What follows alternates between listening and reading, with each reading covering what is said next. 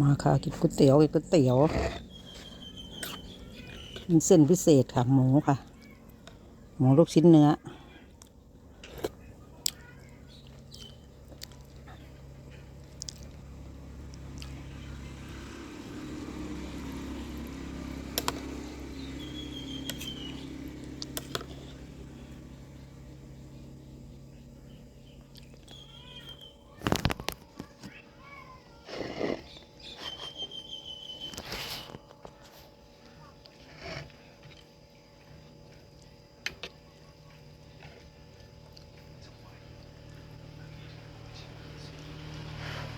มันเสร็จ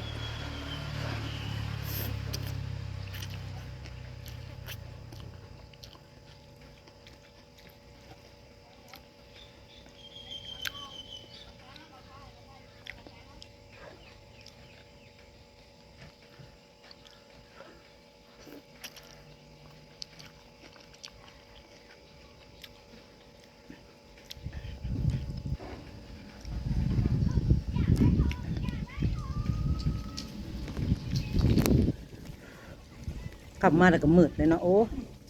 แต่ว่าไม่ตก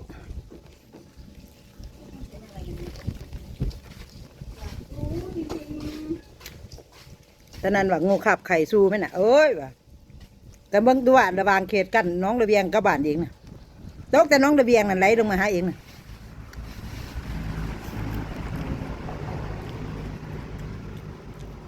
บ้านบ่อสามไม่ตกเลยน้องระเบียงไหลถือ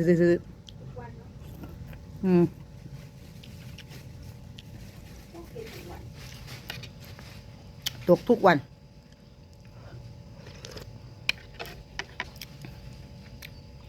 กองกันกลางอยู่นี่นะหน่อยเดียวนี่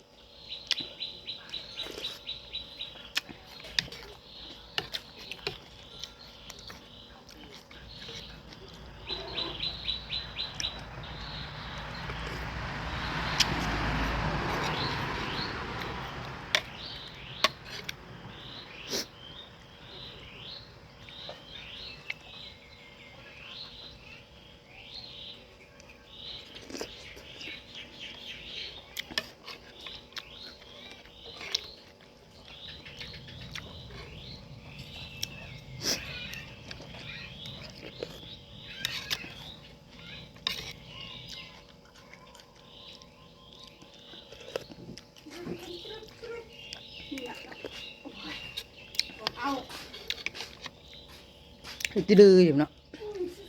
อยู่ ตกก็ไม่ตกเนาะ สงบนิ่ง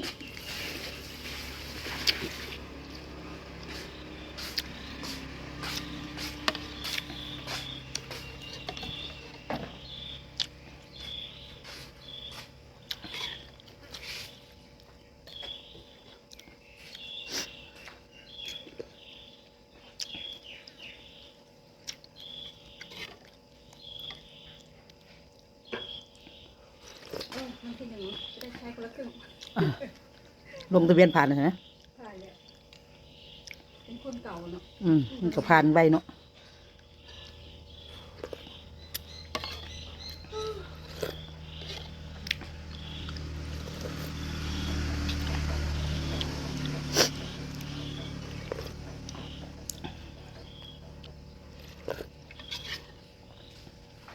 รักคนแบบนี้มันดีเนาะ แม่นอ ไม่ ยู่ ใช่ทีเดียว อืม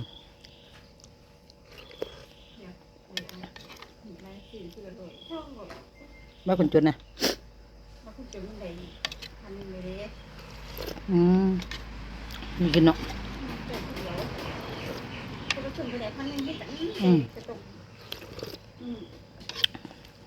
เบิ่งสอง เข้ามาใส่เวิร์ดเนี่ย ว่าเราต้องรวยเนี่ย ห้ามเกินมันละ200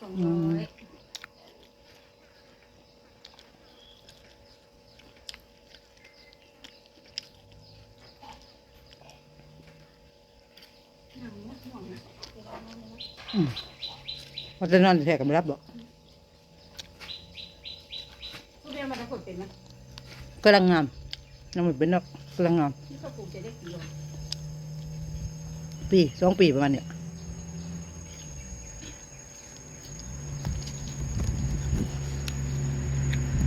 ทุเรียนเป็น เขาตั้ง ใช้นี่จังเอาปลูกไว้ปลูกกระเป๋าวันนี้ เขาตั้งอันน้ำอัตโนมัติเป็นสมามเลือดเองนะ6 โมงกว่าจากเลย ถึงเวลากับปลูกเป็น เลือดเองเลย วันนี้ทำดีนะมันดีจริง กำลังงามมุกจ้ะแต่งามติดรัวตลอดเลยนะ ที่รู้อ่ะ ติดรัวแบบนั้นงามติดรัวตลอดเลยแบบยืนมาทางนี้เด้อว่ะติดรัวตลอด